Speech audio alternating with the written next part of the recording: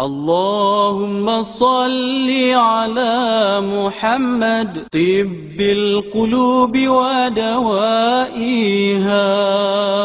وعافية الأجساد وشفائها ونور الأبصار وجلائها وعلى آله وصحبه وبارك وسلم.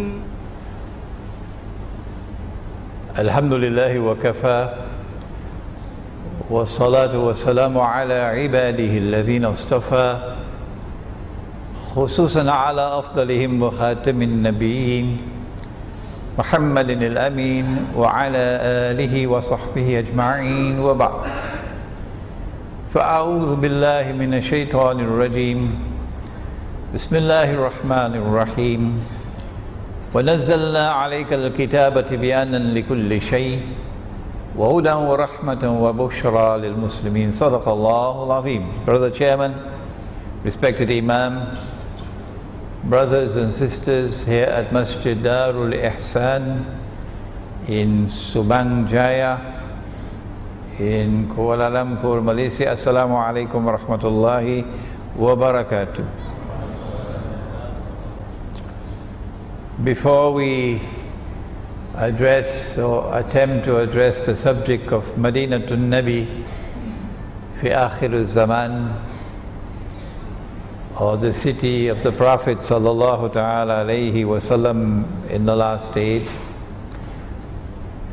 allow me to welcome some of my students who have traveled from long distances to be with us here tonight. I cannot mention their names, of course, for security reasons. We have a family who have come from France, a husband and wife and a daughter and a little baby, and we love the baby. And we have another student who's also come from France but originally from Africa. And we have a student from England, and we have one who was born in India, now resident in the Arab Gulf, we won't mention the name of the country, and who traveled and came day before yesterday, insisting he wants to take the Shahada with us. And he took the Shahada last night and took the name of Yaqub. He's sitting somewhere, so before you leave, do please, there is Yaqub, do please meet your brother in Islam, Yaqub, and embrace him, and make dua that Allah may preserve him in Islam, that his faith might constantly increase. He came into Islam, he said, because of his understanding of this subject, that Islam is explaining the world today. Our subject is entitled Madinatul Nabi fi akhir الزمان, or in English, Medina returns to center stage. Medina returns to center stage in akhir الزمان. And this lecture is already written out, and it is very small, so there is no excuse. And Haji Radwan has also translated it into Bahasa, and we have it published on its outside in Bahasa, so you have no excuse for not reading it. The city of the Prophet Muhammad alayhi salatu wasalam, the city that he went to when he made hijrah. And we live in a world today in which so many are making hijrah, and so many more want to make hijrah. And they increasingly look into Malaysia as a land to which they should make hijrah. So that is to the credit of the Malay people for the kind of Islam that they have preserved, the Malay people. Of course, there are others also who are Muslims in this land. There are Indian Muslims, there are Chinese Muslims, and this is not to diminish the importance of what they have contributed. But the Malay people, mashallah, they have preserved Islam. And that's why so many want to make hijrah to this country.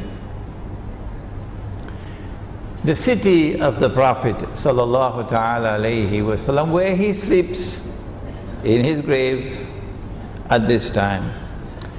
And Akhiru Zaman. What is Akhiru Zaman? It is the last age. History will not continue endlessly. There is an end to history in which truth will triumph over all rivals. And that end of history must come first before the world can end. When will the world end? We don't know. That's not our business. Only Allah knows. But when will history end? Oh yes, we do know, because Allah's Messenger gave us many, many, many signs by which we can recognize that we are living in the last age. Amongst them is this sign that you will find tall buildings. If you have not seen the tall buildings as yet, I suggest you take a taxi to KLCC, Kuala Lumpur City Center, and then look up in the sky and you will see the Twin Towers. Nabi Muhammad alayhi salatu wasalam told us more than 1400 years ago that this would come. So if you can't see the tall buildings and thus recognize that you're living in the last age, Akhiru Zaman, something is wrong. Something is wrong. In this last age, there is a destiny for the city of Medina. And it is that subject that we address tonight. At the time of the Prophet Muhammad sallallahu ta'ala alayhi wasallam, Medina occupied center stage in the world. Only once before had Islam been established in the world as a state. And that occurred with Nabi Dawood alayhi salam, and then with his son Nabi Sulaiman alayhi salam. And it was known as the holy state of Israel. And in that holy Israel, Allah was recognized as Al-Malik. Sovereignty belonged to him. Allah was recognized as Al-Akbar. Supreme authority belonged to him. The politicians don't like this at all. No. And in that city, Allah was recognized as Al-Hakam. His law is the supreme law. And his law is enforced as the supreme law. That was holy Israel, in the Holy Land, Al-Ardul Muqaddasa. And after that, only one more time was Islam established on the earth as a state under the authority of a prophet of Allah. And that was Medina. And so Medina succeeded Jerusalem in center stage on the world stage when the Prophet alayhi salatu wasalam died. We knew it as the Khilafah state. The Khilafah state.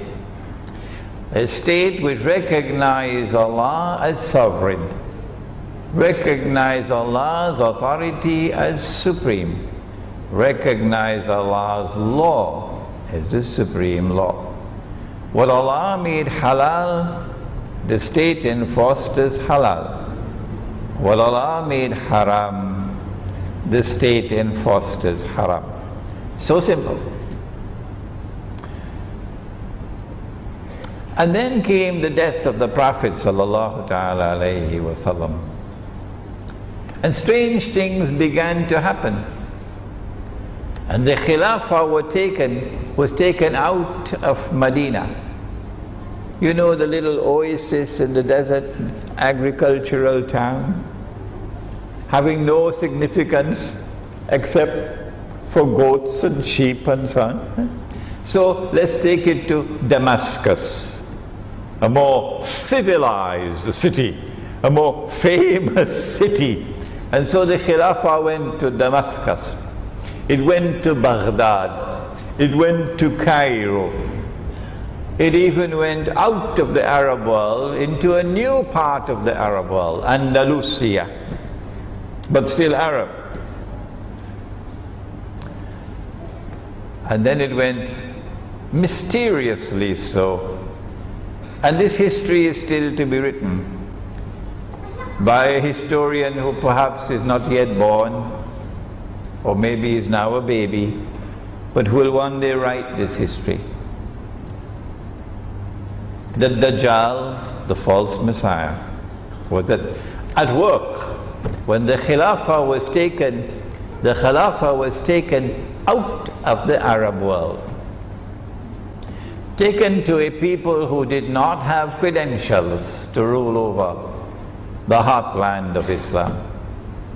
The Ottoman Empire had many things that you don't know about it, and we'll have to speak about it when we give the lecture, inshallah, I think next week, on the conquest of Constantinople in الزمان.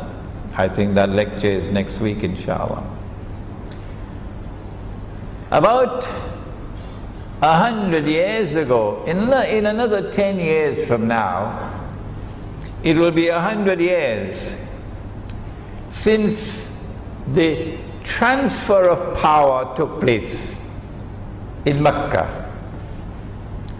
after the Ottoman Turkish rule over Mecca and Medina, which lasted for almost 400 years. An Arab Spring came to the Arab world, and as usual it was a European engineered Arab Spring, a Zionist engineered Arab Spring, which injected the virus of Arab nationalism, and consequence of which Sharif al-Hussein, the Ottoman appointed Sharif of Mecca, rebelled against the Ottoman rule in 1916. And then in 1924, when Mustafa Kemal, I don't call him Ataturk, I call him Mustafa Kemal, when Mustafa Kemal, acting in accordance with the wishes of his Zionist masters, announced the abolition of the Khilafah.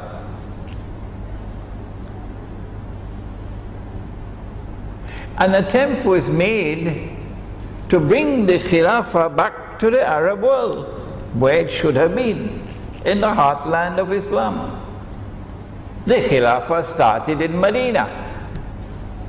So Sharif al-Hussein, 7 days, or was it 4 days, either 4 or 7 days, after the Turkish Grand National Assembly announced the abolition of the Khilafah, Sharif al-Hussein, who is probably the great-grandfather of the present king of Jordan, he declared, I am the Khalifa, I am the Khalifa, I claim the Khilafah in Mecca.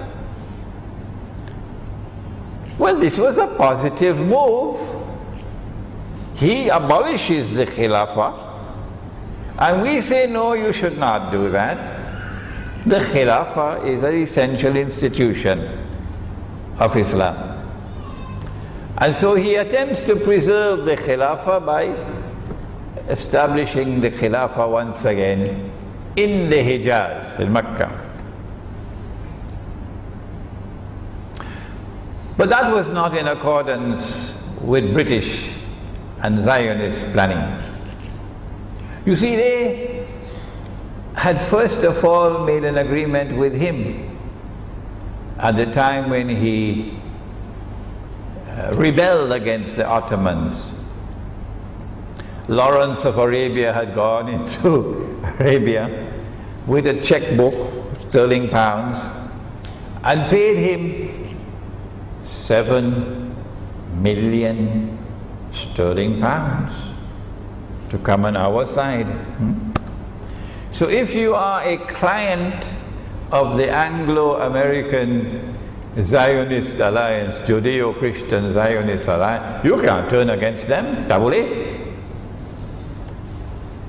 So his claiming to be the Khalifa was not pleasing to the British, who then turned to another ally that they had, someone who didn't have the clout that Sharif Hussein had. So he couldn't ask for 7 million pounds. He was in Riyadh. His name was Abdulaziz ibn Saud. He was known as the Sultan of Najd. And he had to be content with 5,000 sterling pounds a month. And when his people, his armed force, the Ikhwan, not the Ikhwan in Egypt, when they asked him, how could you take the 5,000 pounds a month from the British? Huh? Haram? He said, no, this is jizya. This is jizya. So the British turned to another ally of theirs, who then sent his armed force against Sharif al-Hussein and defeated and conquered Mecca.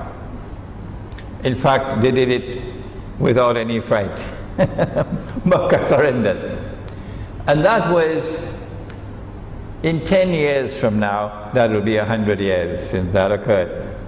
And so the regime change took place in Mecca, and 1 year later in Medina. And Mecca and Medina now come under Arab rule. Arab rule. Would the status of Mecca and Medina be restored? Would they come back to center stage? Would the Khilafah be restored? Would Abdulaziz ibn Saud, who has made an alliance with the Wahhabi movement, and I do not use the term Wahhabi in any pejorative way, no, would they restore the Khilafah? You must be making a joke. Abdulaziz ibn Saud knows very well that his masters in London would not allow him to do that. If he were to claim the Khilafah, the same thing would happen to him that happened to Sharif al-Hussein. Because the Zionists do not want the Khilafah state to survive. And now we can understand that Dajjal was at work. Dajjal wants to destroy the Khilafah, and his planning takes hundreds of years. Hundreds of years. That's why there's a historian who is going to come who will write this history one day, but is not yet written, using the tools of analysis out of الزمان, Dajjal. We now understand that the Ottoman success in taking over Constantinople and then in building that powerful Ottoman Empire and then taking over much of the Arab world over its control and then taking the Khilafah to Constantinople out of the Arab world for the first time in the history of Islam, in the history of this Ummah, the Khilafah is taken out of the Arab world. We understand that this was a preliminary step on Dajjal's path to eventually demolish the Khilafah. And that Ottoman rule, which lasted for 400 years, was meant to prepare the way for the destruction of the Khilafah. And so when Ibn Saud, Abdulaziz Ibn Saud, and I have a book on this subject, it is entitled The Caliphate, the Hijaz, and the Saudi Wahhabi nation state. Maybe Haji Radwan will translate it into Bahasa, inshallah. We are out of stock of that book. It has to be reprinted. I wrote it 35 years ago when I was a PhD student in Geneva, and I had access to the United Nations Library in Geneva. That's where I got all this information from, which otherwise I could not access because it's destroyed. That book tells the story of how these events took place. Abdulaziz ibn Saud now has control over Mecca and Medina. What is he going to do? In that book that I just mentioned, you'll find the history of how the world of Islam responded to the abolition of the Khilafah, the destruction of the Khilafah by Mustafa Kemal. Jamiatul Azhar in Egypt was the first to respond. And they decided that their response would be a Khilafah conference, Mu'tamarul Khilafah, which they organized to take place in Cairo in 1926. I don't think you were born at that time. But Abdulaziz ibn Saud then decided to sabotage the Cairo conference, because the Cairo conference was organized to restore the Khilafah. To restore the Khilafah. And that bothered the British a lot. So he organized a rival conference in Mecca to sabotage that. And that rival conference in Mecca, also in 1926, but on the occasion of the Hajj, that rival conference saw Mecca once again come to center stage in the affairs of the world of Islam. After so many 100 years, Mecca returns to center stage in that conference which was organized in 1926 in Mecca. He organized that conference because he wanted the world of Islam to accept his rule over the Hijaz. But thank Allah that we had men, scholars of Islam from India, who attended that conference. Like Maulana Muhammad Ali Jawhar rahimahullah. And the Maulana stood up and faced the king to his face and rejected his claim. And when the Indian Islamic scholarship stood up and declared their position, that no, the Hijaz does not belong to you, then the rest of the conference, including the Saudi delegates, could do nothing. And so the effort failed. That was Makkah. The king decided that the conference should take place every year at the time of the Hajj. MashaAllah. What a wonderful suggestion, eh? That the whole of the world of Islam should come together at the time of the Hajj. That the affairs of the world of Islam and the affairs of the world at large may be discussed by the leaders and the scholars. What a wonderful idea by Abdul Aziz ibn Saud. But because the conference said to him, no, we don't recognize you, that was it. The conference was never held again in Makkah. So Makkah now begins to recede back again, no longer occupying any position of significance. What about Medina? Nabi Muhammad alayhi salatu wasalam is in Medina. What would Abdul Aziz ibn Saud do about this city? When they failed in their effort to get political recognition, they decided a plan for Medina. That Medina will now become a university town. So they established the Islamic University of Medina. And this university in Medina is now charged with the task, because it's not only a Saudi state, it's a Saudi Wahhabi state. And the Wahhabis have a Protestant version of Islam. Study the Protestant movement in Europe and you'll understand much about the Wahhabi Islam. And this Wahhabi Islam, this Protestant Islam, is now going to be established in Medina in this university. Students are going to come from all over the world. And from Medina, a new version of Islam, which is the authentic Islam.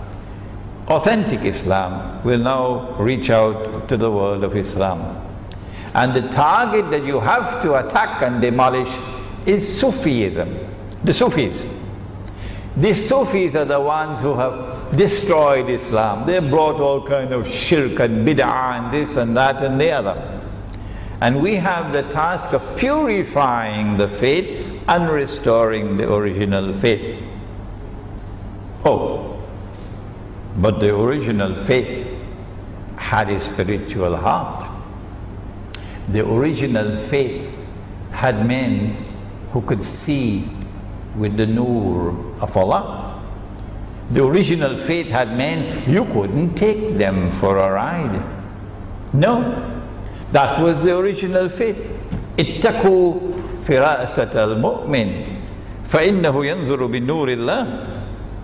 So if you are going to restore the original faith in Medina, you are going to produce those scholars who will be able to see that Saudi Arabia's subservience to an alliance with the Anglo-American Zionist alliance is a betrayal of Islam.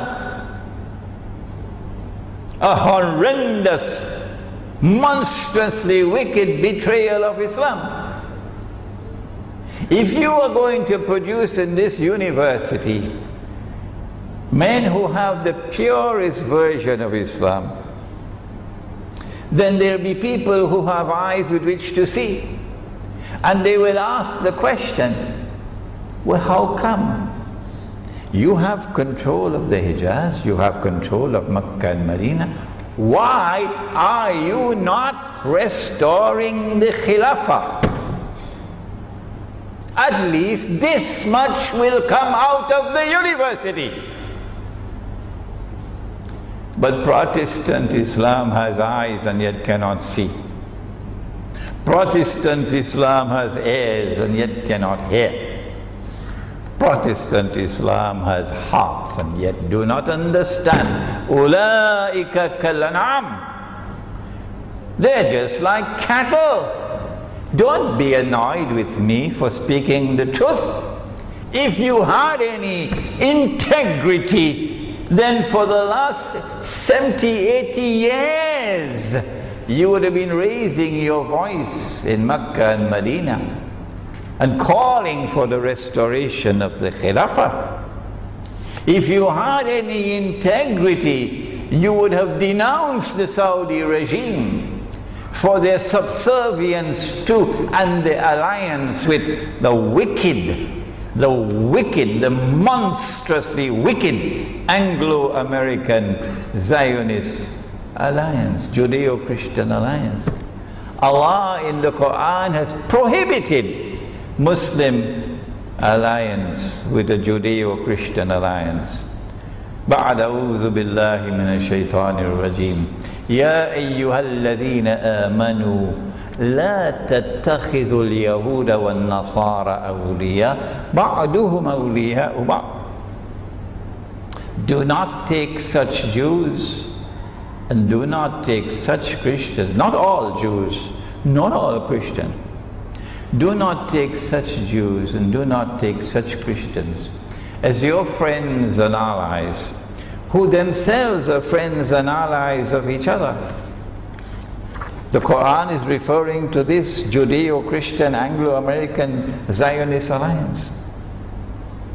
And if you become their allies, as Saudi Arabia has done, as Kuwait has done, as Qatar has done, so many others, وَمَن يَتَوَلَّهُم مِّنكُمْ فَإِنَّهُ مِنْهُمْ. Whosoever from amongst you turn to them for friendship and alliance, you've lost your Islam. You now belong to them. And Allah does not provide guidance for a people whose trademark is wickedness. إِنَّ اللَّهَ لَا يَهْدِي الْقَوْمَ الظَّالِمِينَ. And so the university town was dust in your eyes. The claim that this is the pure Islam was dust in your eyes, because it was Protestant Islam all the way in Medina. We now turn to our subject about the destiny of Medina in الزمان. And when we take up this subject, the Saudi state is not going to like it at all. Oh no. But this is the word of the Prophet sallallahu ta'ala alayhi wasallam. And we now have the internet, we now have YouTube, which can take these words. You can't stop it. All the people of Saudi Arabia can listen now and hear what we have to say.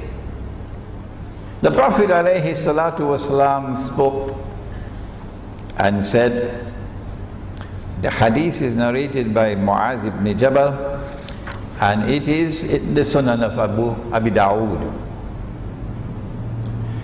He said that Umranu Bayt al-Maqdis, at that time when Jerusalem is flourishing, when Jerusalem is in center stage of the world, at that time, Kharabu Yathrib, Medina at that time, will be in a state of desolation, having no significance at all, playing absolutely no role whatsoever, not in world affairs, not in affairs of the world of Islam. Umranu Bayt al-Maqdis, Kharabu Yathrib. And then he said, Kharabu Yathrib, Khurujul Malhama. At that time, when Yathrib, meaning Medina, Yathrib is the old name, Medina, when Yathrib is in a state of desolation, at that time the world will experience the Malhama, the great war that will make First World War and Second World War look like peanuts. That's Malhama. And then he said, now listen carefully, that Khurujul Malhama, Fathul Constantiniya, that at that time when the Great War takes place, at that time it will lead to the conquest of Constantinople. Today, Mustafa Kamal didn't like the name Constantinople because it's there in the hadith. So he changed the name from Constantinople to Istanbul. That's the reason why he changed it, because he doesn't want you to read this hadith. That's why.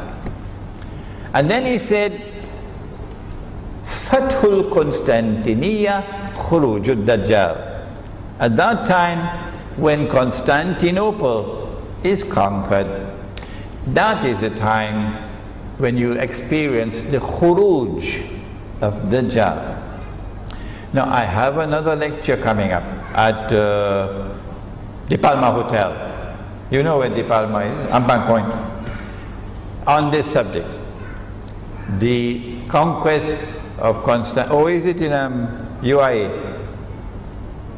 UAE, sorry.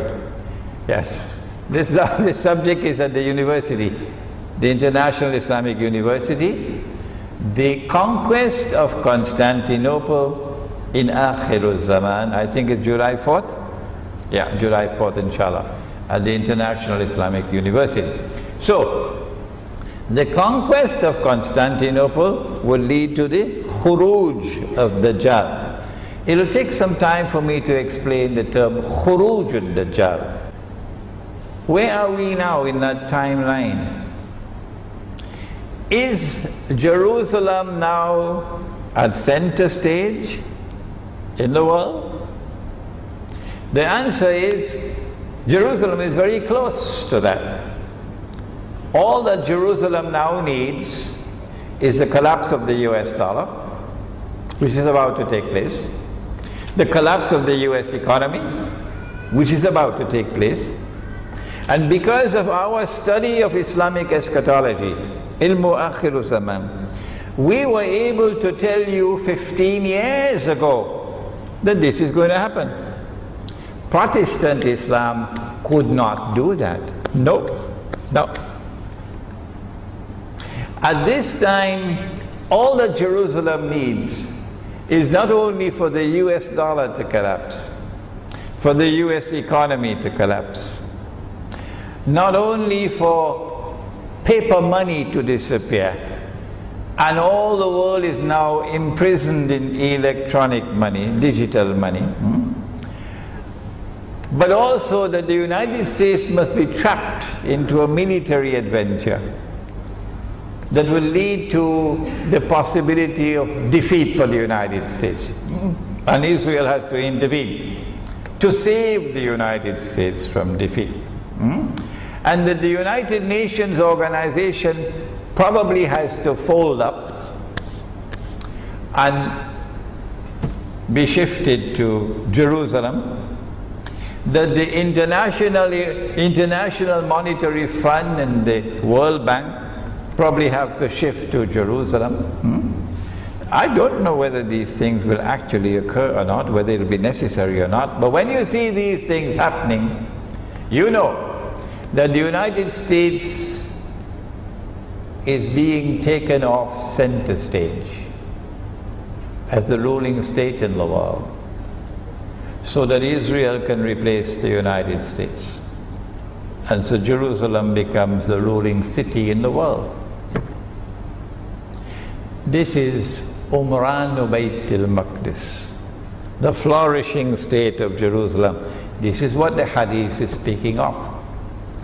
And so our analysis is that we are now located at that moment in time when Jerusalem is already in a flourishing state, or Jerusalem is about to take over into that state which is the flourishing state that the Prophet ﷺ is speaking of. But Protestant Islam may have other views, and they may have read in some kitab or some kitab or some kitab that Jerusalem had that flourishing state so long ago. Well, then those who are convinced by Protestant Islam can accept that view.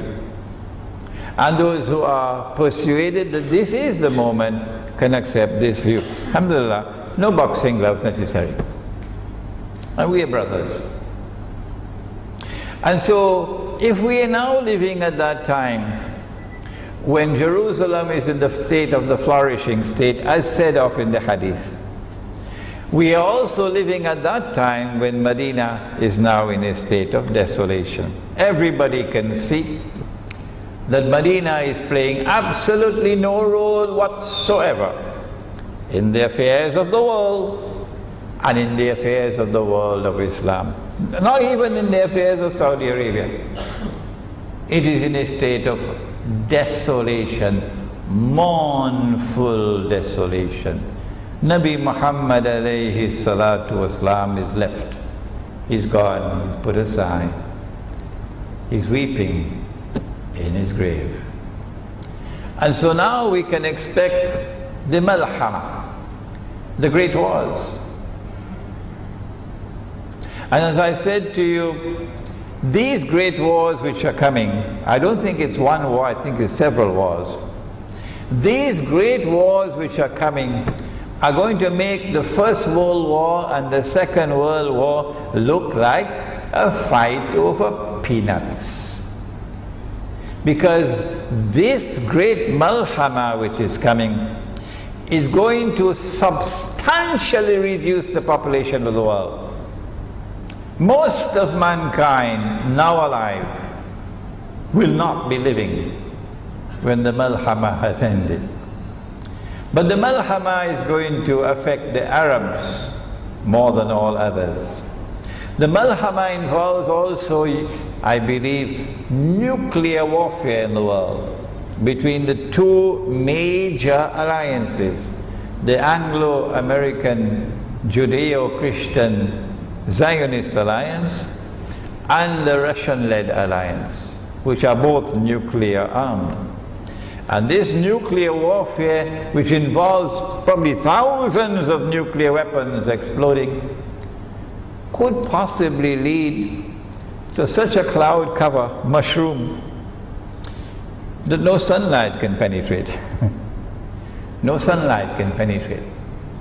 We don't have it either in the Quran or in the Hadith, the 3 days of darkness.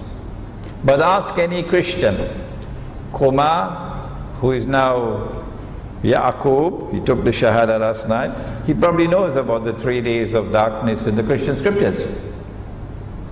What we have is dukhan, or smoke. And that could be, and I can be wrong. And let me repeat it one more time before we have the azan. That yes, I do give my opinions. Yes, I do. But whenever I give opinion, I do not want you to accept my opinion. No. You must only accept my opinion when you are convinced that it is correct. Because if I have students who accept everything that I say, then when I make a mistake, no one will correct me. The malhama is the great war. I believe it will be a series of wars.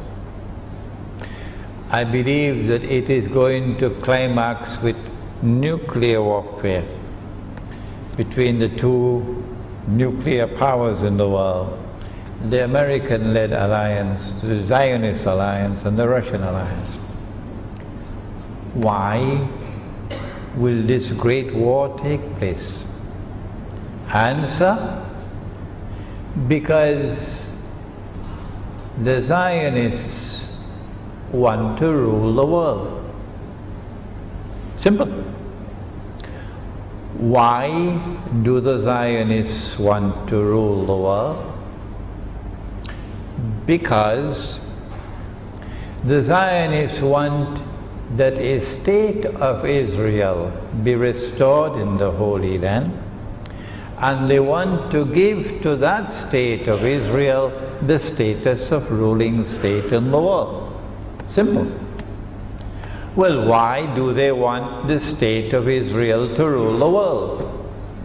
Oh, any follower of Muhammad alayhi salatu wasalam could answer that question. It's so simple. Although now we live in that age when you never hear this from the mimbar anymore. Nobody talks about Dajjal from the mimbar. Nabi Muhammad alayhi salatu wasalam, I was studying this hadith just last week. He says, the time will come when no one will talk about Dajjal from the mimbar. That's what he said. But you and I know the reason why Israel wants to become the ruling state in the world is so that a man who would be a Jew, who would be a young man, who would be powerfully built, who would have curly hair, and you know I always had this belief that curly hair meant top of the head, curly, until a student from Egypt met with me. He was passing through and insisted I had to go to the airport to meet him, and we were talking so much he missed his flight. So he explained to me, no, Sheikh Imran, it's not curly hair, it's over here. The Orthodox Jews, because of the Torah, they have to have curls at the side of the face. That is what the Prophet ﷺ is talking about. This man wants to rule over Israel and then rule over the world, and so he can make a claim that I am al-Masih. But we have the Quran. The Quran told us al-Masih is the son of Maryam, alayhi salam.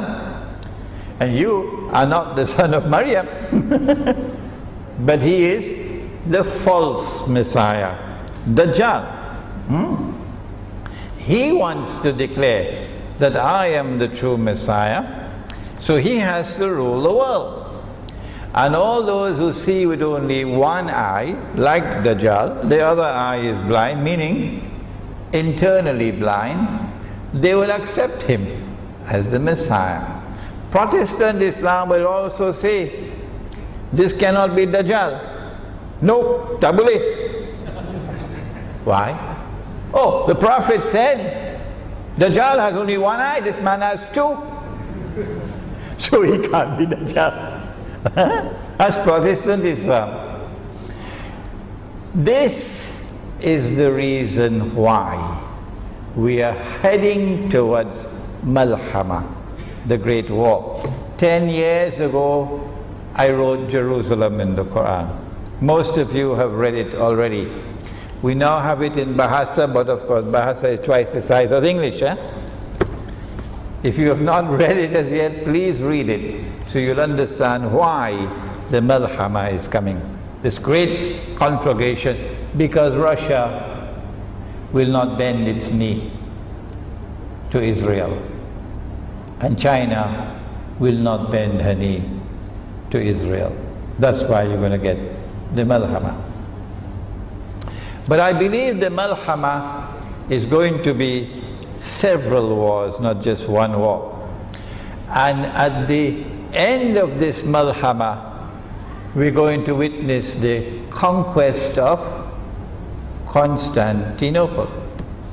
Now this is strange, because it was universally accepted by the world of Islam, including Protestant Islam. Oh, that Constantinople was already conquered 600 years ago. Sheikh Imran, have you been sleeping for so long? Have you not heard about the Sultan Muhammad Fatih, the Ottoman Sultan who conquered Constantinople in 1456, I believe? You've been sleeping for a long time. No. When you read this booklet, you will find the evidence that could not qualify as the conquest of Constantinople, about which Nabi Muhammad alayhi salatu wasalam said, the hadith is in the Musnad of Imam Ahmad. You're going to get the Arabic text of each one of these ahadith in this book, inshallah. Medina returns to center stage in Akhirul Zaman. He said, لَتَفْتَحَنَّ الْقُنْسْتَنْتِنِيَّةِ, you will most certainly conquer Constantinople. You, meaning The Muslims. The Muslims. لَتَفْتَحَنَّ الْقُسْطَنْطِينِيَّةَ, you will most certainly conquer Constantinople. وَلَنِعْمَ الْأَمِيرُ آمِرُهَا وَلَنِعْمَ الْجَيْشُ ذَلِكَ الْجَيْشُ. And he praised that army as a wonderful army. And he praised the commander-in-chief, the wonderful Amir of that army. These are the words of Nabi Muhammad alayhi salatu wasalam. We do not have the time tonight to take up the subject. Why do we reject the view that that conquest, that Ottoman conquest of Constantinople in 1456 was not the fulfillment of this hadith? Could not be. There are a number of reasons, but we'll take it up in that lecture at the International Islamic University, inshallah. But for tonight, this much. The conquest of Constantinople takes place just before the khuruj of Dajjal. Meaning, Dajjal will now appear in the form of a human being. Khuruj. Dajjal was released from his chains in the lifetime of the Prophet alayhi salatu wasalam. Dajjal is the mastermind. He is the architect of the political system that we now have, and the modern secular state, which says, have you heard? The modern secular state says, Allah is no longer Al-Malik. No. Allah is no longer the sovereign. The state is now sovereign. And if you can't understand that, you got peanuts in your head. Allah is no longer Al-Akbar. Allah does not have supreme authority anymore. No. Supreme authority in all matters pertaining to international peace and security now resides with the Zionists sitting in the Security Council of the United Nations.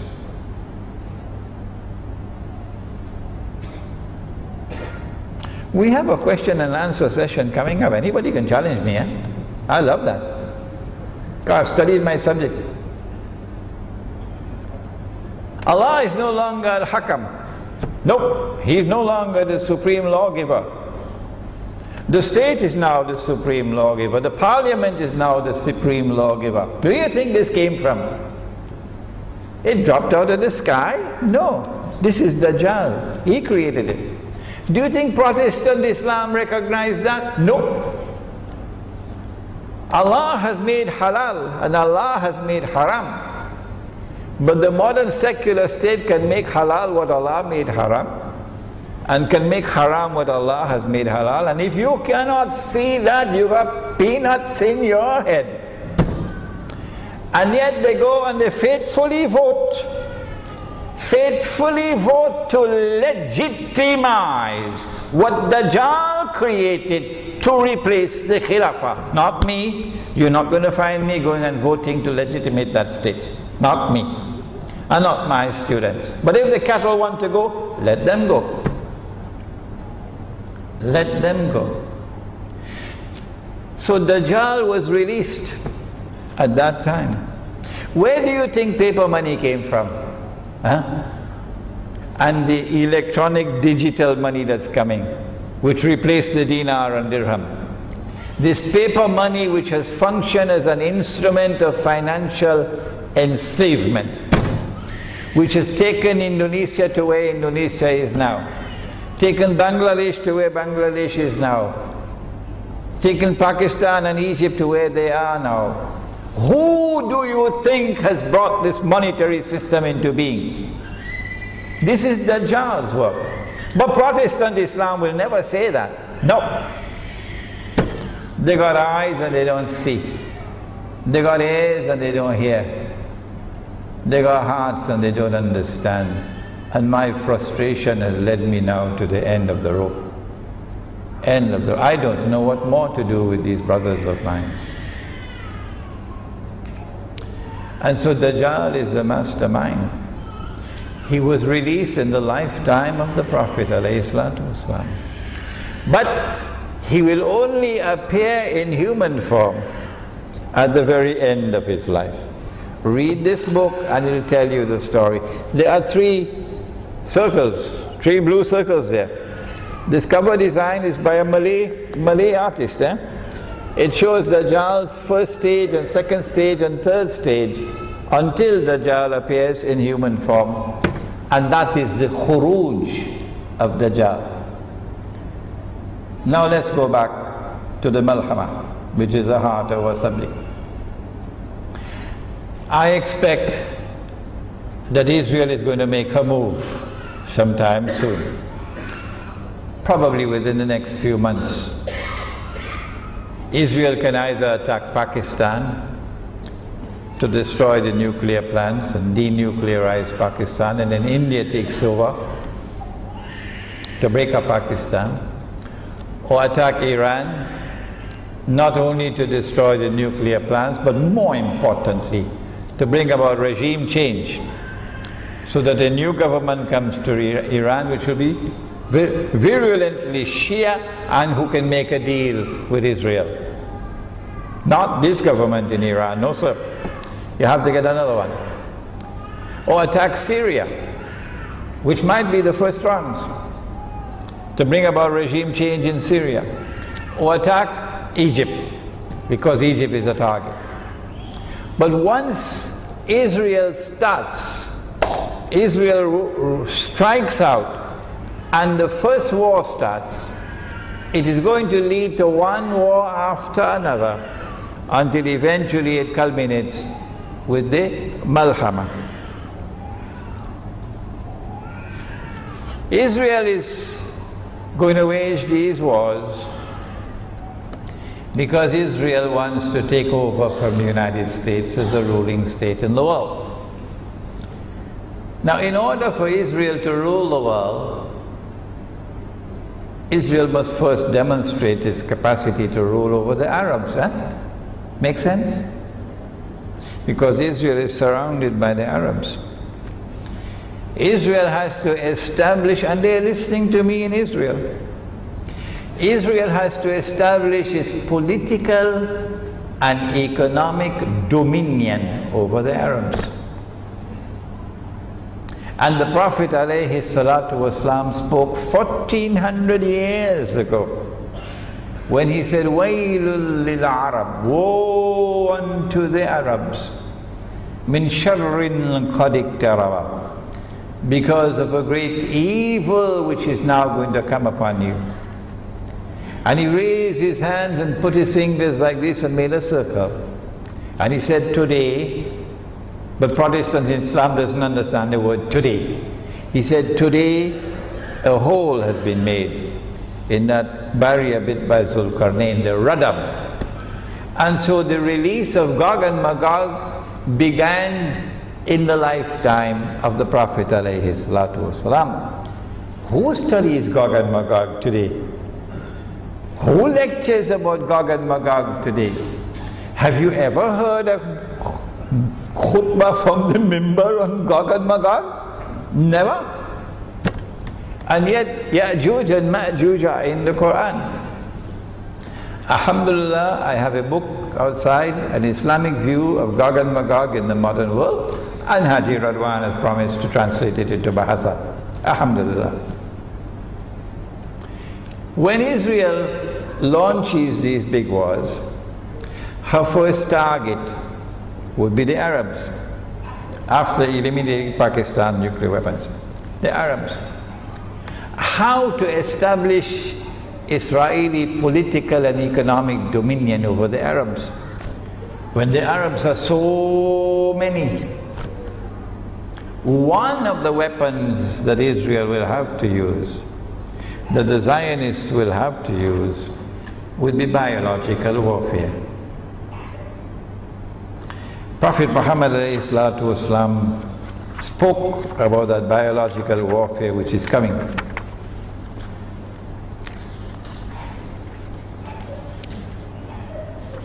This hadith is narrated by Auf ibn Malik, and it is in Sahih Bukhari. I went to the Prophet sallallahu ta'ala alayhi wasallam during the Ghazwa of Tabuk, while he was sitting in a tent made of leather. And he said to me, count 6 signs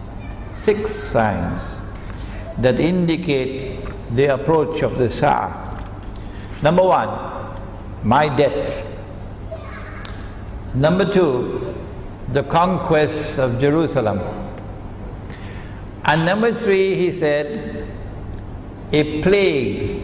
Today it's no longer called plague, it's called epidemics, like swine flu and AIDS. A plague which will affect you, meaning the Arabs, in great numbers and kill you in great numbers, the way a plague kills sheep in great numbers. And then an increase of wealth to such an extent that even if one is given 100 dinars, he will not be satisfied. And then an affliction which no Arab house will escape. And then a truce between you and Banu al-Asfar, who will betray you and attack you under 80 flags. Under each flag will be 12,000 soldiers. That part of the hadith is too difficult for me at this time. That truce, and then they will attack you with under 80 flags. But we do have a lecture coming up entitled Alliance with Rome in Akhir Zaman, inshallah. A second hadith, which is in Ibn Majah and Tirmizi, narrated by Abdullah ibn Amr, in which the Prophet ﷺ said, there will come a calamity which will wipe out the Arabs. Their slain will be in hell. And at that time the tongue, Jazeera, CNN, the tongue will be more severe than the blow of a sword.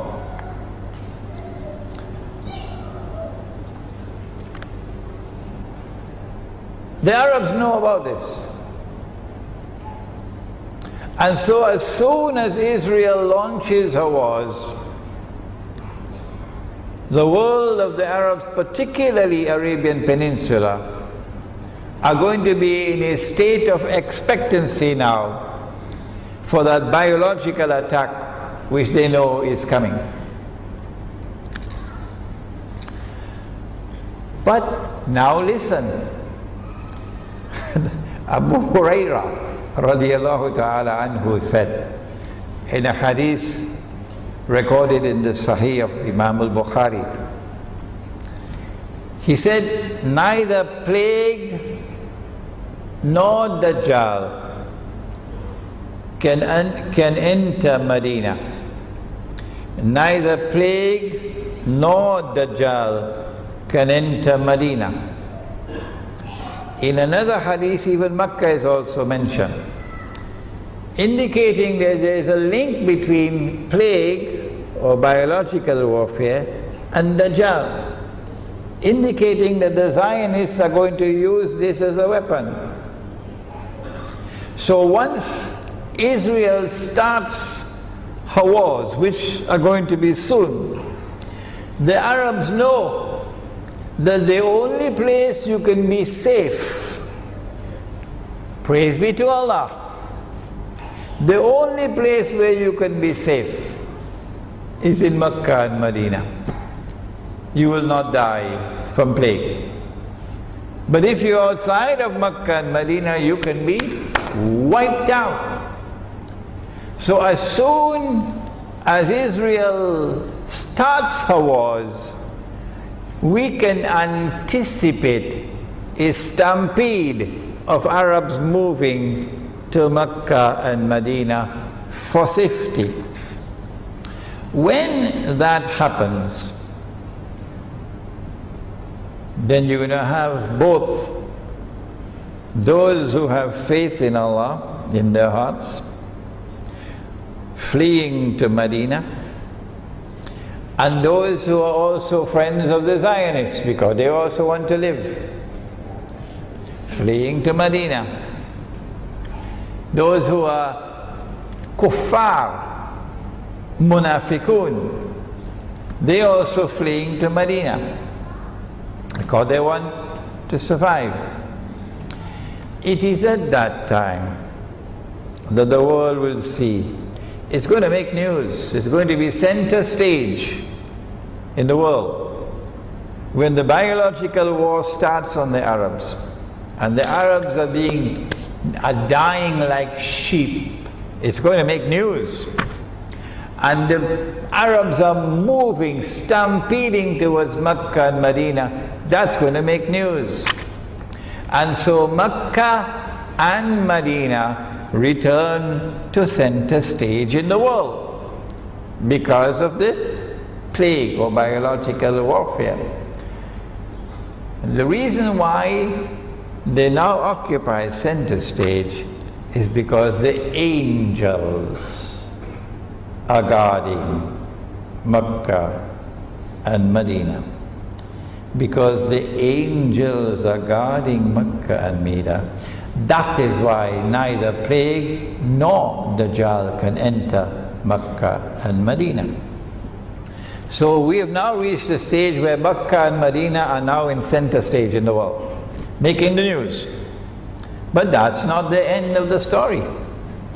The rest of the story is going to make the Saudis very angry. Hadith of Sahih Bukhari. Anas bin Malik radiyallahu ta'ala anhu said, the Prophet sallallahu ta'ala alayhi wasallam said, there is no town that Dajjal will not enter except Mecca and Medina. There is no entrance to its entrances which is not guarded by the angels in rows at that time.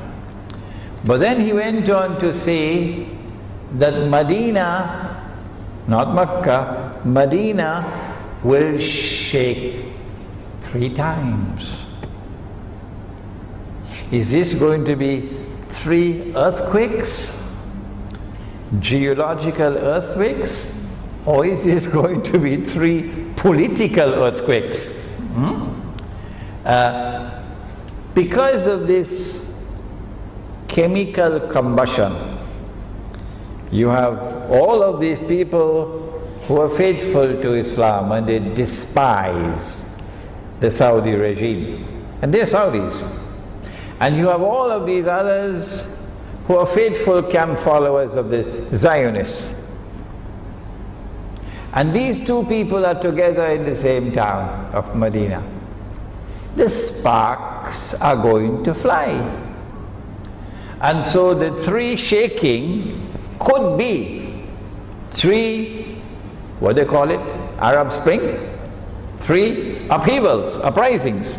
Could be. Allah knows best.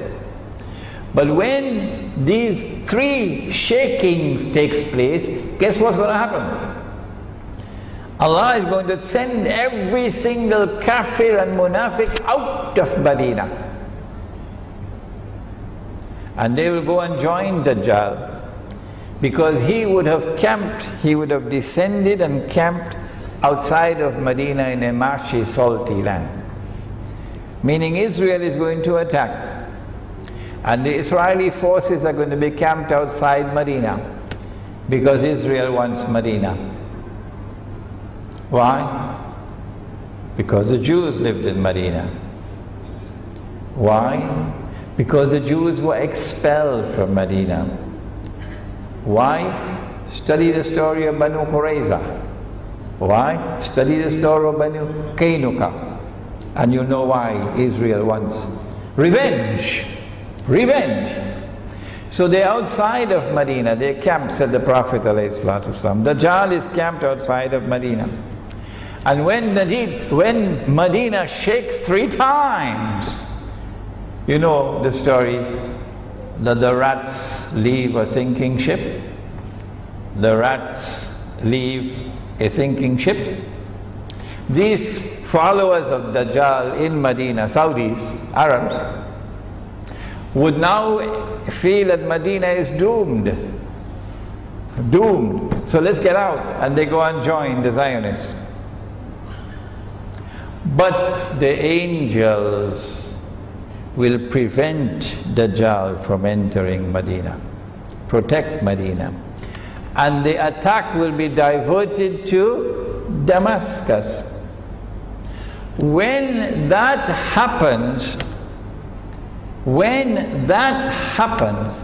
if you have not accepted Islam as yet, what are you waiting for? This is what Nabi Muhammad alayhi salatu wasalam said more than 1400 years ago, that this is going to happen. Nobody else has said that.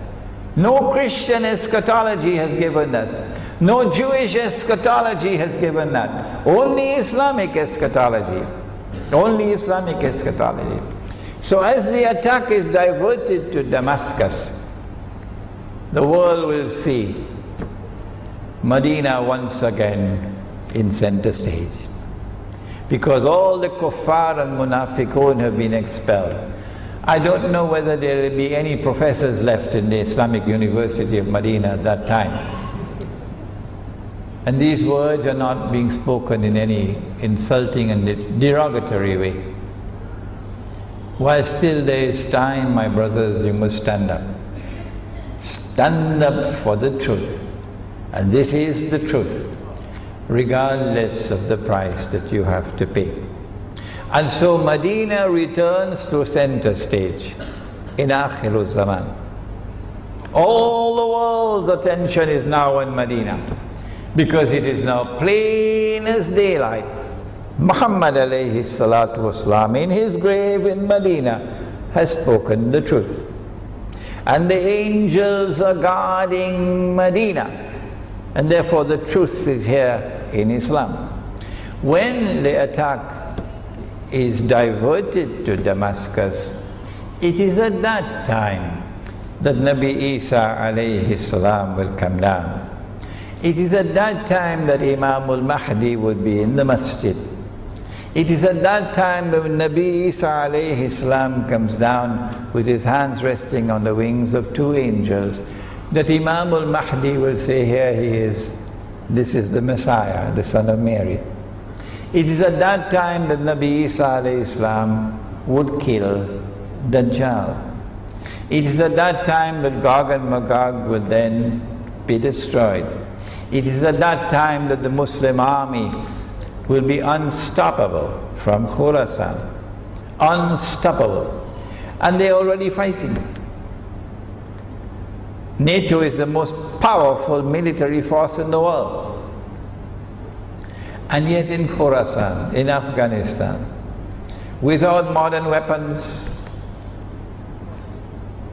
they have defied NATO for 10 years. And now NATO is embarrassed by these our brothers in Afghanistan fighting. And so now let us end with joy in our hearts for those whose hearts are faithful to Nabi Muhammad alayhi salatu wasalam, who despise the political system brought by Dajjal, who despise the banking system brought by Dajjal, who despise the monetary system brought by Dajjal, who despise the feminist revolution brought by Dajjal, who despise the Anglo-American Judeo-Christian Zionist alliance which is waging war on Islam, who will never be friends and allies of the Zionists. For such people, there is now joy in your hearts. because Medina to Nabi is destined to return to center stage in Akhirul Zaman. We pray that Allah subhanahu wa ta'ala may protect and preserve faith in our hearts from Dajjal, that he may not destroy our faith, and that we may be able to stand up and struggle in the cause of truth, that our struggle might be successful. Insha'Allah. Rabbana taqabbal minna innaka anta as-sami'ul alim wa tub alayna ya maulana innaka anta at-tawwab rahim bi rahmatika ya arhamar rahimin. Ameen.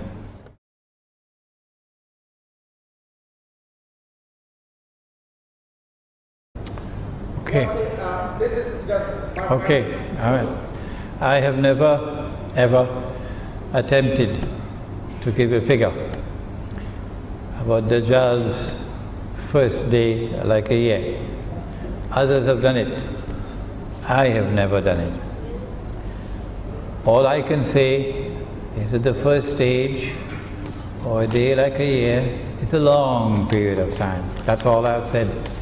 I've never said 1,000 years, I've never said 100 years, I've never attempted to give a timeline in fixed numbers, yeah. But those who feel that this should be done should produce their analysis and publish it, so that it can be available for public scrutiny. So I would suggest to you that you should do the same thing. Publish your analysis for public scrutiny, so that people can examine it and conclude whatever they want. But I am not going to put any timeline of a fixed number of years. The question pertains to the conflict between the United States of America and Pakistan. The United States, I believe, has declared that they are at war with Pakistan. A state of war exists. And yet the Pakistani Prime Minister will fly to the United States. And the Pakistani President will fly to the United States. He just flew to Detroit, I believe. Invitation from NATO, and they're at war with each other. The United States have declared we're at war with each other. I don't think I need to say anything more about the quality of leadership at this time in Pakistan. What is going to happen? Is Israel going to attack Pakistan? Outside you will find my little booklet, A Muslim Response to the Attack on America, 9/11. I told you I was in New York on the morning of 9/11. I told you I went to Kennedy Airport at 7 o'clock that morning in order to receive someone arriving from Pakistan. And then from Kennedy Airport I went to LaGuardia Airport that morning. And when I reached the LaGuardia Airport, all flights were closed, suspended. And then after sitting in a while, the airport is now closed and we are asked to leave. And then we went back home, and then on television everything came out on television.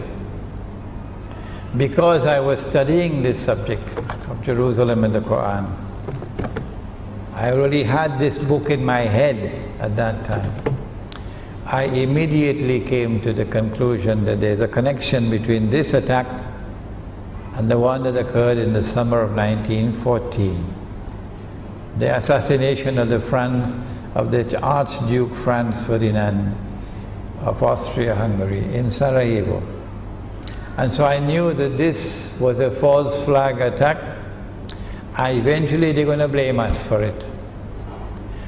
And as the days passed, the newspapers and television began to throw in a little bit about Muslims.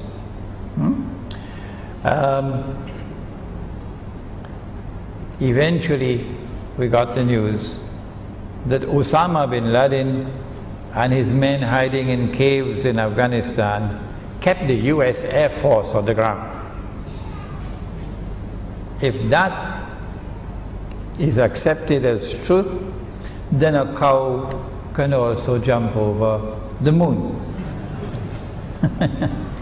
But most people can now recognize that this was false. This was the CIA and the Mossad And then I wrote a Muslim response to the attack on America and published it by December, right here in Malaysia, by December 2001.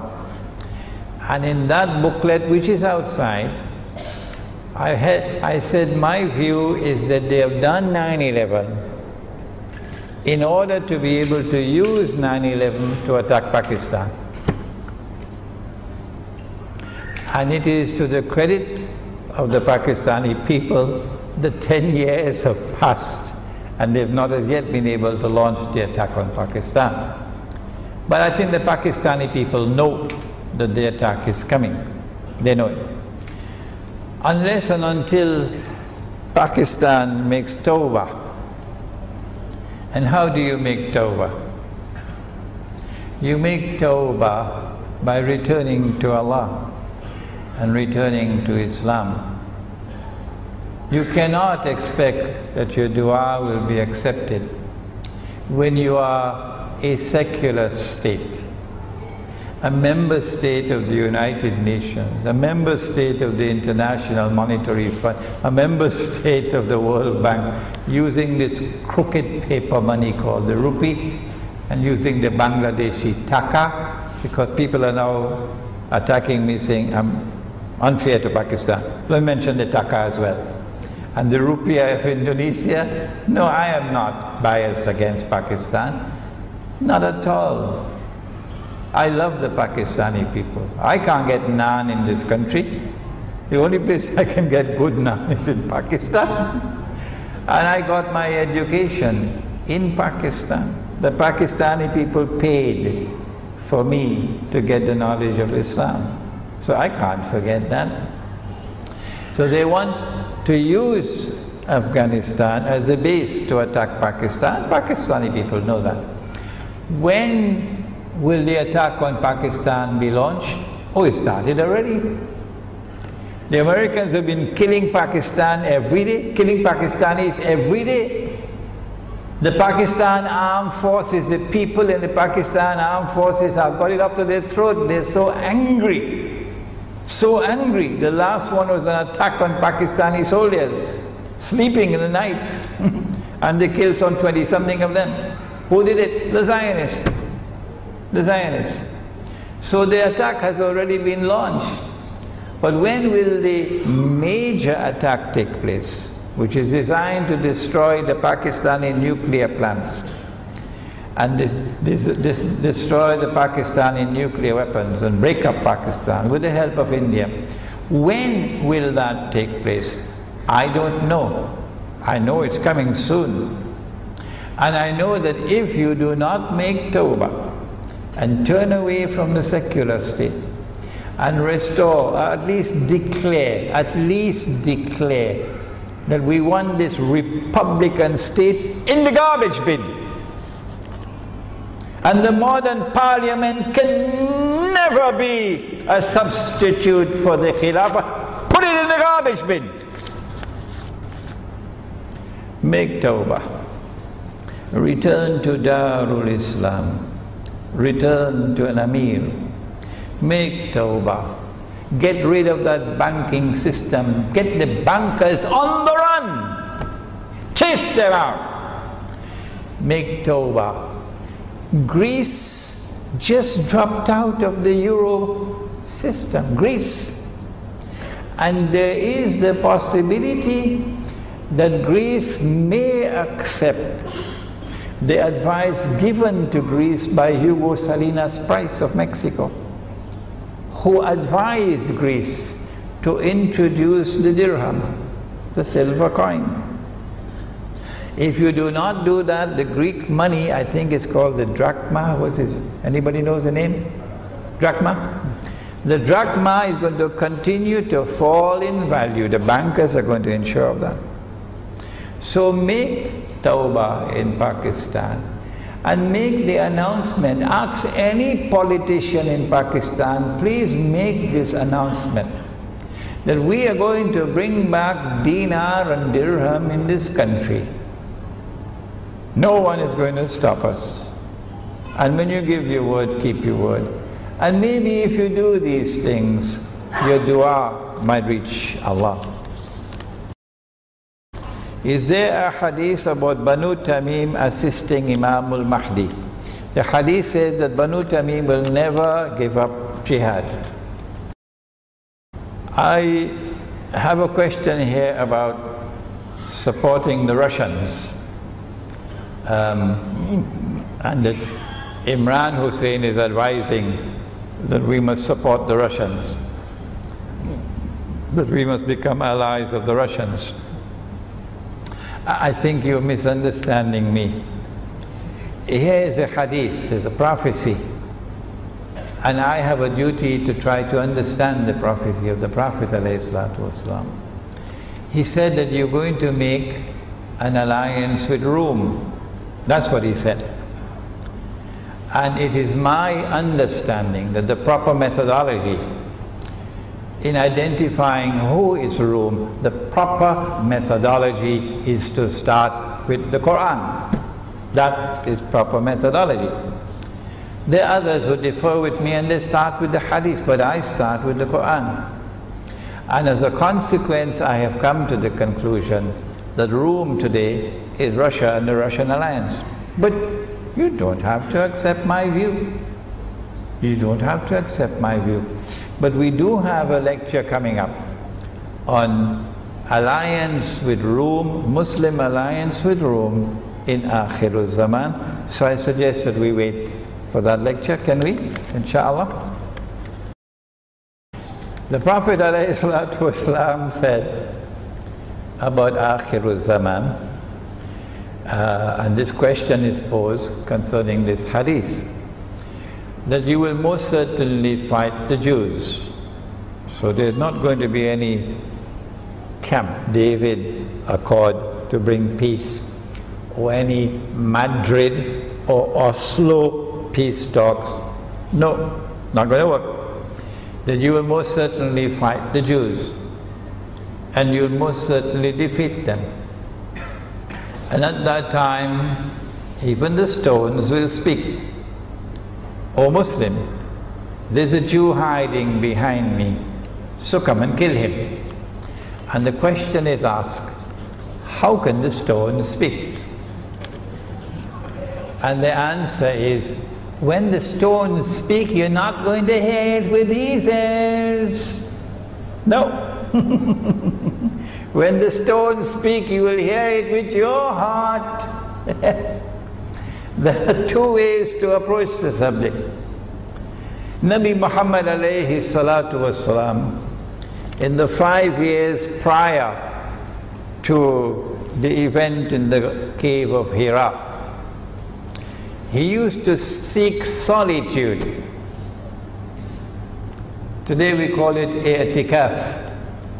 So he'd go to lonely places, and he said that the trees would offer greetings to me, and the stones will offer greetings to me on those occasions when he goes into the solitude. But if you were there with him, would you hear it? Huh? No. If you were there with the Prophet ﷺ, you would not hear the trees offering salams to him. You would not hear the stones offering salams to him, because he's not hearing it with these ears. Do we have any other ears beside these ears? Do we have any other eyes beside these eyes? Modern Western civilization says no. The Quran says yes. The Quran says that the heart can see and the heart can hear. And the greatest predicament of the Zionists today, the greatest predicament of the state of Israel today, is they have lost moral authority. They have descended into an abyss of oppression so great that tomorrow even the stones will speak. And they're listening to me. So this is no problem. If Allah gives you the capacity to hear, you'll hear the stones speak.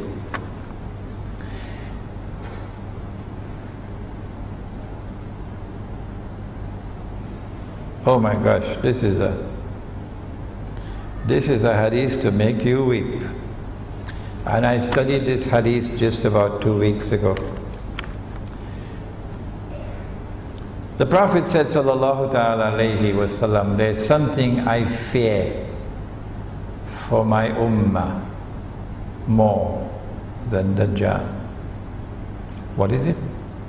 About Dajjal, he said that the greatest fitna that mankind will experience from the time of Adam alayhi salam to the last day would be the fitna of Dajjal.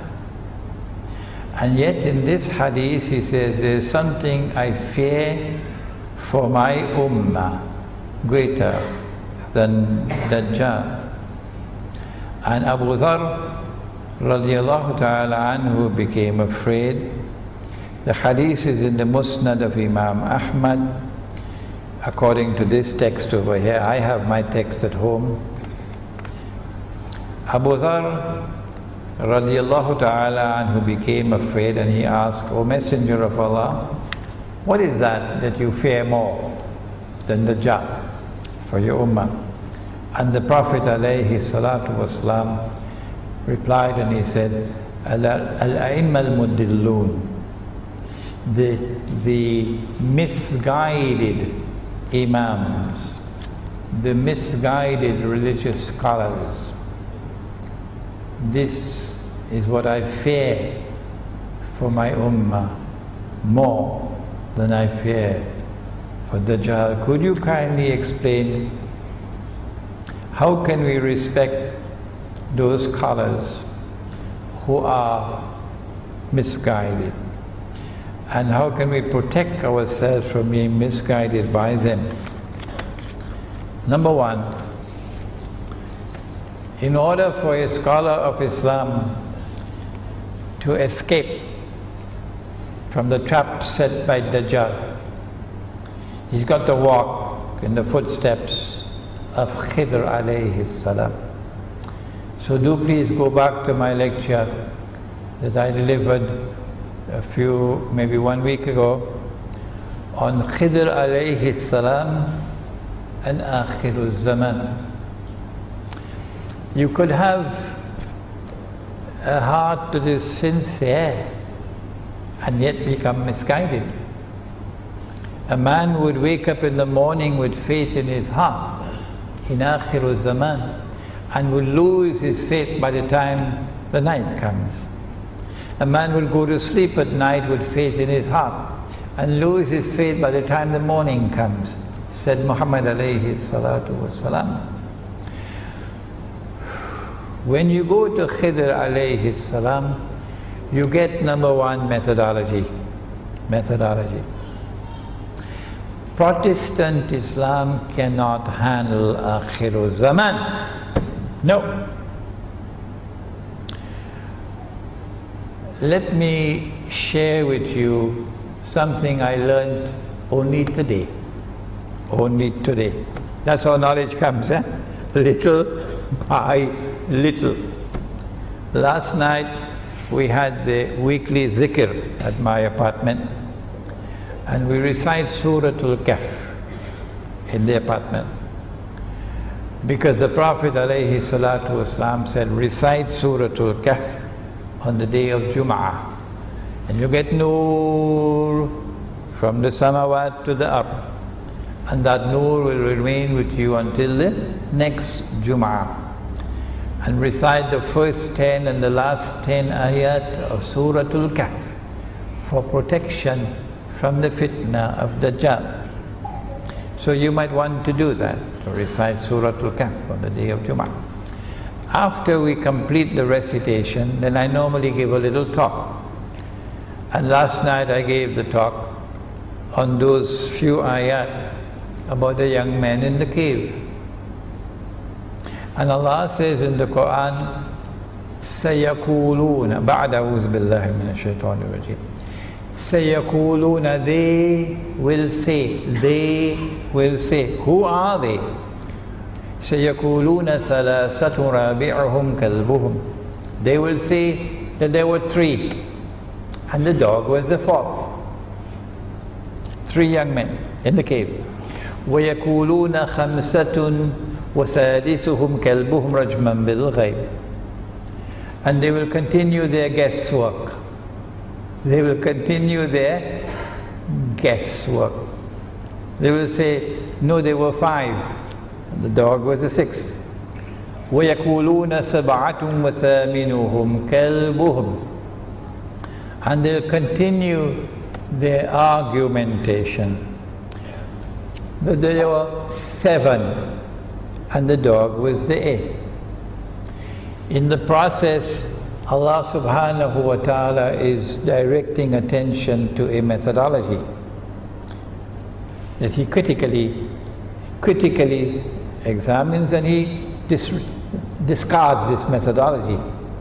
That these are a people who are directing primary attention to the husk, the rice husk, and not paying attention to the rice grain. When you cook the rice, it's called nasi. But when it's uncooked, it is called baras. Is that correct? Baras. So the baras, or the rice has a, outside it has a husk. What is the husk called? Huh? Oh, you don't have husk in Malaysia? Huh? Only one person knows the name, ampas or something, not ampang, eh? And then you have the rice grain, the rice grain. And so proper methodology is not to direct all your attention to the rice husk, but rather to direct your primary attention to the rice grain and not let the rice husk divert your attention. That's proper methodology. So Dajjal puts all the rice husk in your face and puts it in your eyes like dust, and you remain stuck there while missing the essence of the story.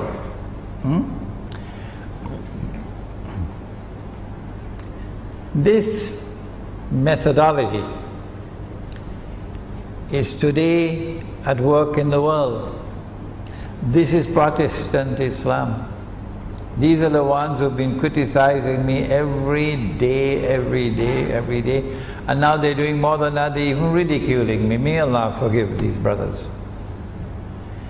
That's not the way. If I am making a critical assessment of your methodology, and I'm doing it with respect, I'm not doing it in any disparaging way, I'm not insulting you, I'm not disrespecting you. This is the battleground of knowledge. And in this battleground of knowledge, as we contest different viewpoints, we all benefit. I benefit and you benefit. So I am assessing your methodology, and I'm saying your methodology is wrong. Your methodology cannot deliver you with the knowledge of Akhir Zaman to understand the world today. How can we recognize those scholars who will be misguided? There you are. The spiritual quest is at the heart of Nur. Nur. If you pursue the spiritual quest, then Allah can choose to give you Nur. But you got to do your homework, because you'll find the most learned of all men at the place where the 2 oceans meet. And what are the 2 oceans? Majma'ul Bahrain. The 2 oceans are the ocean of knowledge that is externally acquired. So you've got to study politics. And you've got to study international politics. You've got to study history. You've got to study economics. You've got to study international economics. You've got to study international monetary economics. You've got to study comparative religion. You've got to study science, philosophy of science, philosophy of history. All of these disciplines, that is the ocean of knowledge externally acquired. If you don't plant, you cannot reap. And then there is the ocean of knowledge internally received. يَهْدِ اللَّهُ لِنُورِهِ مَنْ يَشَاءُ. Allah gives His nur to whomsoever Allah gives. And then comes that difficult task of bringing these two oceans of knowledge together, integrated into a harmonious whole. You need a master. You need an absolute master to do that. And that was the teacher that I had. May Allah bless him. Maulana Dr. Muhammad Fadlur Rahman Ansari Rahimahullah, who died in Karachi, Pakistan, is buried in Karachi, Pakistan. He was my teacher. It is because I got that from him that I could do this humble work that I'm now doing. But I pray that Allah may guide my students around the world. Imran Hussain is not important. This name is not important. This mission is important. This knowledge is important. This struggle is important. One man dies, another man takes his place. And I pray that Allah may bless them, that they may grow to be scholars of Islam tomorrow, of whom the world of Islam may be proud, and not the misguided imams about whom the Prophet alayhi salatu wasalam spoke and said, I fear these misguided imams more than I feared Dajjal for my ummah.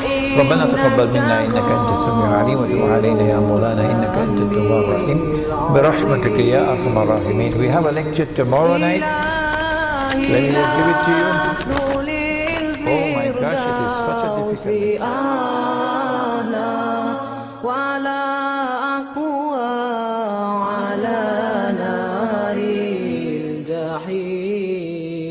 Allah faham beli taubatan waghfir dhunubi fa innaka ghafiru dhanbil azim. Tuhanku, aku tidak layak untuk syurgamu, tetapi aku tidak pula sanggup menanggung siksa nerakamu. Dari itu kurniakanlah ampunan kepadaku, ampunkanlah dosaku. Sesungguhnya Engkaulah pengampun dosa-dosa besar. Tuhanku, aku tidak layak untuk syurgamu, tetapi aku tidak pula sanggup menanggung siksa nerakamu. Dari itu kurniakanlah ampunan kepadaku, ampunkanlah dosaku.